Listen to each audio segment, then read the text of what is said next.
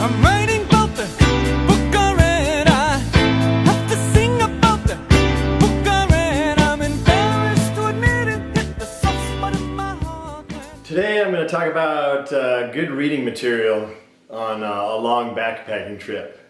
So on a longer trip, it better be worthwhile reading if you're going to carry that thing for a long way. It's like on weekend trips, a lot of times I'll just bring a magazine or something just to browse, or maybe a guidebook. But I don't typically bring a whole guidebook, maybe map or Xerox off a few pages. But I'm more really talking about novels and outdoor adventure stories. Like this is a guidebook, it weighs a ton. I would never carry that, although it's an amazing book. I'd read that before I leave. So my list is going to be a lot different than most people's lists. Again, I'll back to the weight thing. If you're bringing a big fat novel, the weight counters on long trips like a PCTer, they might rip this book apart and send sections ahead in resupplies or new reading materials at resupplies if you're a fast reader. I'm a pretty slow reader, so one big book lasts me quite a while. But that's one thing. You destroy the book, but then you can reuse it as fire starting material or whatever. But that's one strategy. So, like I said, my list is going to be way different than a lot of people's lists. These are books I've read or heard about, and they're books I like. And mine tend to be either adventure related or just good reading, or things kind of related to California or West Coast type stuff. So things I've read that I like. So my favorite book is actually an East Coast book, and it's not even about an experienced backpacker. I just find this book hilarious. It appeals to anybody, even non-backpackers, and it's a great read while you're on the trail. Something light to read. And one of the reasons I like to read when I'm on the trail, it's on long backpacking trips, my body hurts at the end of the day. So there's nothing like unwinding, after your chores are done, and sitting back and reading a couple chapters of a good book. So keep in mind the content of your book. You might want to have an intense book, something that's just relaxing. But this book can appeal to everybody. It's called A Walk in the Woods. If you haven't read it, read it. It's by Bill Bryson, and it's freaking hilarious. There was a movie out. Don't be fooled by the movie. That was not a true representation of this book. It was decent. It was Robert Redford and what's his name, I forget. But the book is funny. You'll laugh out loud when you read it, and it's basically an inexperienced hiker trying to hike the Appalachian Trail, and it's good. Other outdoor books I like. I really like Jon Krakauer. His writing is amazing. He can keep you interested, and he's a great storyteller. Probably his most famous books are Into Thin Air, which is the disaster of 9 people dying on Mount Everest. Not sure how credible that book is after reading some other books about that same event. There was a book written by one of the guides named Bukarev. He wrote a book called The Climb, which kind of gave a different perspective of what Krakauer gave. But I give him full credit because he actually did it. He was there. He was on that climb. But, he was barely surviving himself. But while he was in a tent trying to survive, this Bukarev guy was out rescuing people. But amazing story, kind of depressing, but that's one of those books you can't put down. His other book that's really famous is Into the Wild. It's about Chris McCandless graduating college and he's just disappearing into the wild and just wandering around, and gave out all his money away and just kind of lives out in the West and ends up in Alaska. I won't tell you what happens, but it's a fascinating story also. I think they made a movie out of that. And another book he wrote that has nothing to do with outdoors is called Under the Banner of Heaven. Check that one out. It's a pretty interesting read. So those are all kind of about adventures, outdoor stuff, not in North America. There are novels, lots and lots of novels, if you're into novels rather than documentary type stuff. One of my favorite environmental wacky books, it's a novel, The Monkey Wrench Gang, Edward Abbey. This is a great read. It's about a kind of a ragtag group that gets together to try and save the desert Southwest through kind of Earth First type I think the first chapter talks about him driving down the road. He sees a billboard. He doesn't like it. He lights it on fire. Kind of radical environmentalism type stuff. But it's a novel. It's really interesting. Edward Abbey stuff is all good. So check him out. Now onto the survival type stuff. I really like the survival stuff. These are the true kind of documentary forms of survival stories that are all true, that are amazing. I think this is Touching the Void is a freaking amazing story of survival. I mean, this is an amazing story. It's not on Everest, it's out in South America where there's no rescue, no other climbers. These guys are on their own. And this story is incredible. So if you haven't, there's a documentary on it too that's pretty interesting, but the book, check this book out. It's really fascinating and it's just amazing what people do to live. My other favorite survival story is the story of the Shackletons. It's called South, the story of Shackleton's 1914 to 1917 expedition. It's written by Sir Ernest Shackleton. This is about a scientific voyage. I'm not sure when it happened, but it was in the early 1900s possibly, where they went up into the Antarctic and they got icebound, their ship got destroyed, and they're in the middle of nowhere.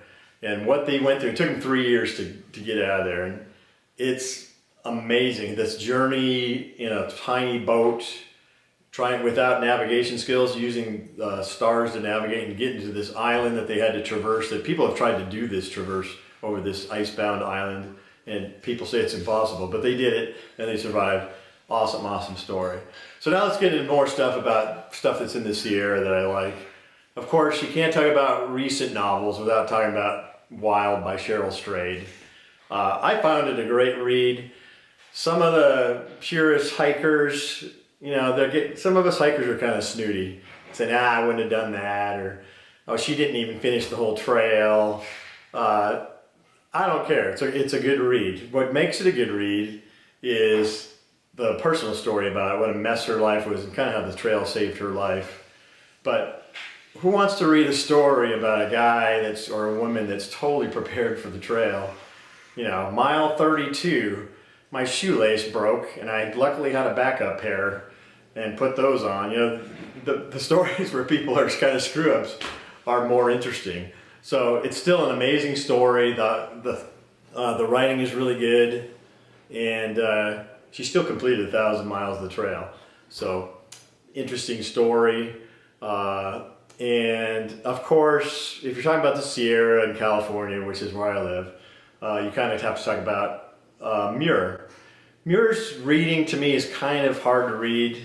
He's not the greatest writer, but his journals and what he did in his stories are amazing. They're kind of travel logs, a lot of his stories, but he's famous for, he actually lived in Martinez, which is near the Bay Area, and he has a really interesting childhood. He invented things. He lived with his parents on a homestead, and he snuck away in his youth and did some amazing things. So some of his more famous books are My First Summer in the Sierra. He wrote one called The Yosemite, The Mountains of California, which is the best part of that book.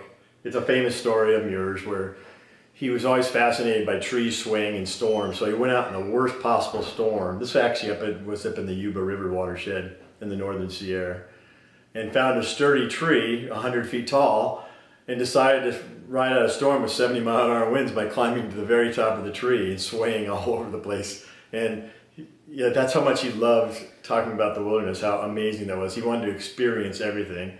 So that one's really interesting. I'm also fascinated about some stories he wrote while he was in Alaska about his dog. I'm a big dog lover too.